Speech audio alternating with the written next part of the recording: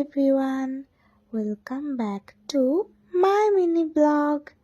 আজকে আমি বানাবো অল্প একটু মটনের চর্বি দিয়ে ঘুগনি, আর সেটা আমি তোমাদের সাথে শেয়ার করে নিচ্ছি আমি ঠিক কিভাবে ঘুগনিটা বানিয়েছিলাম।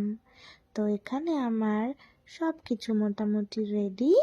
আমি শুকনো খোলায় একটু গোটা মশলা ভেজে নিলাম। এগুলোকে আমি একটু ঠান্ডা হওয়ার পর গুঁড়ো করব। তারপর এখানে আছে পেঁয়াজ কুচি, তারপর কিছু মশলা আমি পেস্ট করে নিয়েছি, যেমন আদা, পেঁয়াজ, রসুন, আর আলুগুলোকে কুচিয়ে নিয়েছিলাম, সেগুলোকে আমি এখন ভেজে নিচ্ছি। আলুগুলো ভাজা হয়ে গেলে আমি এবার কুচি করা পেঁয়াজগুলো ভেজে নেব। এই যে আমি একটু জিরে আর একটা শুকনো লঙ্কা ফোড়ন দিয়ে পেঁয়াজ কুচিগুলোকে ভেজে নিচ্ছি। এখানে আমার মটনের চর্বিগুলো রেডি, আলু ভাজা রেডি, আর পেস্ট করা মশলা রেডি। তো আমি এবার সব কিছু নিয়ে ভালো করে কষাচ্ছি। মটনের চর্বিগুলো, পেস্ট করা মশলাগুলো সব কিছু একসাথে ভালো করে কষিয়ে নিচ্ছি। এরপর আমি এর মধ্যে আলুগুলো দিয়ে দেব।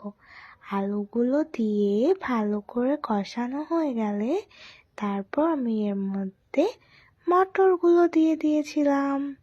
মটরগুলো, আলুগুলো আর চর্বিগুলো একসাথে খুব ভালো করে কষানো হয়ে গেলে আমি এর মধ্যে সামান্য একটু জল দিয়ে ভালো করে সেদ্ধ করব। আমি যদিও মটরগুলো আগের দিন রাতে ভিজিয়ে রেখেছিলাম, তারপরেও মটরগুলো একটু কম সেদ্ধ মনে হচ্ছিল, তাই এই মটরগুলো আমি আবার আর একটু জল দিয়ে প্রেসার কুকারে বসিয়ে দিয়েছি। প্রেসার কুকারে ভালো করে আমি মোটামুটি 3-4টে সিটি দিয়ে নিয়েছি।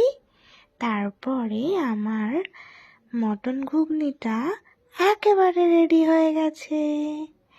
এবার মটন ঘুগনিটা আমরা দুজন টেস্ট করে নেব। মটন ঘুগনিটা একটা ছোট বাটিতে নিয়ে নেব, আর কুচি করে রাখা স্যালাডগুলো ওপর দিয়ে ছড়িয়ে দেব। পেঁয়াজ কুচি, গাজর কুচি, লেবু আর ধনেপাতা আর কাঁচা লঙ্কা, এগুলো ওপর থেকে ভালো করে ছড়িয়ে নিয়ে একটু লেবুর রস দিয়ে আমরা এখন মটনের চর্বি দিয়ে ঘুগনিটা টেস্ট করে দেখব কেমন হয়েছে বল। দারুণ দারুণ দারুণ। Thank you.